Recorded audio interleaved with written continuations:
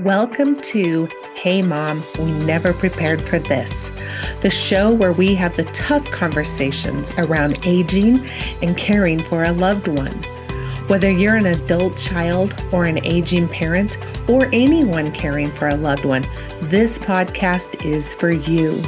I am your host, Angela Vanderpool, and each episode we dive into actionable tips, heartfelt stories, and expert guidance to support you on your journey. Let's get started. Hi, everyone. Welcome to Hey Mom, We Never Prepared for This.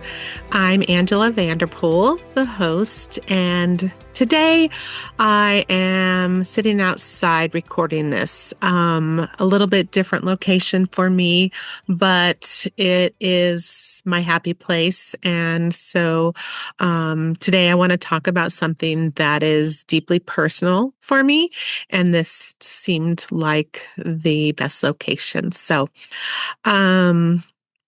my second birthday without my dad just came last week. And it's a moment that brought reflection for me, gratitude, and I think a new layer of healing. And it reminded me of why grief needs a voice in our conversations. And I'm also going to share some of the most common and most harmful myths about grief out there and how they have a tendency to keep us all stuck. So let's get into it. So this year, I celebrated my second birthday without my dad. And I've talked about this before on the podcast. And for 52 years, he was one of the first people to call me or in person sing me happy birthday, usually off key. But my first birthday without him was for sure one of the most emotional firsts that I experienced after his death. And that silence on the other end of the phone was pretty loud. And this second year felt a little different for me. The emotions were still there, but not quite as sharp and not quite as raw. And instead, it really brought a moment of pause for me, a moment to reflect on all the beautiful memories I shared with him and to recognize how much healing has taken place for me. As many of you know, I'm an advanced grief recovery specialist. And while, we're starting to hear people talk a little bit more about grief and have a little bit more media coverage, in response to things like public tragedies and such. But true conversations about grief, the personal, messy kind, are still pretty rare. And I want to talk a little bit today about why is that? Why is grief still spoken of in kind of hushed tones? And I think one answer lies in the myths that we've been taught about grief, the rules, assumptions, and cliches that shape how we're supposed to feel and act after loss. In the grief recovery method, we identify and talk about what we call the 6 major myths that really have a tendency to keep people stuck and disconnected from their healing. And so I just wanted to take a little time today to kind of walk through those because I feel like my understanding of these myths was a big part of why this birthday felt different for me. The first number one myth that people believe or practice around grief is don't feel bad. And this is often the first message we receive when something sad happens. We hear things like, don't cry, don't feel bad. But But feeling sad is natural and a normal emotion. Telling someone to not feel bad after a loss is kind of like telling someone not to bleed after a cut. It doesn't work. It really only teaches us to bury our pain. And it's estimated that by the time we're 15, we have heard over 23,000 messages that tell us not to feel bad, and that silencing starts to feel normal to us, but that's not normal. We would never say to someone, "Don't feel good." That's just silly. So, myth number two is replace the loss. And, this often happens for someone in childhood first. When we lose a pet, oftentimes, the first response will be, don't feel bad, don't feel sad. We'll get a new puppy. And that implies that people and our relationships are replaceable, but they're not. We don't just get over someone by finding someone else. We have to grieve and complete our relationships before we can move forward. Myth number three is grieve alone. I think we've all heard it. Laugh and the world laughs with you. Cry and you cry alone. And yet, the instinct we have when something beautiful or devastating happens is the same. We want to share it. Isolation after loss is not natural, it's a taught behavior. So, we're told not to burden others, not to cry in front of people, not to show our pain. But the truth is that we heal in connection and not in silence. Myth number four is the myth around time heals all wounds. And this is one that I hear a lot. But the truth is, time doesn't heal.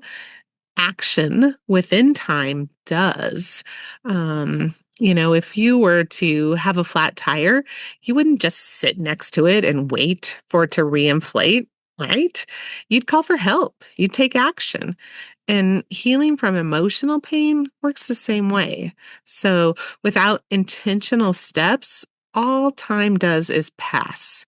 And it may lessen the depth of the pain we feel day in and day out, but it doesn't do the healing work that we need.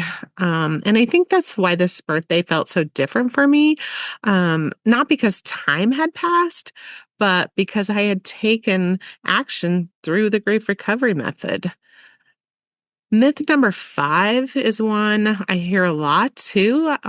Be strong for others. And even though be strong might sound noble, but really too often what it means is hide from your feelings. And we confuse strength with silence. And in doing so, we end up lying to others and to ourselves about what we're really feeling.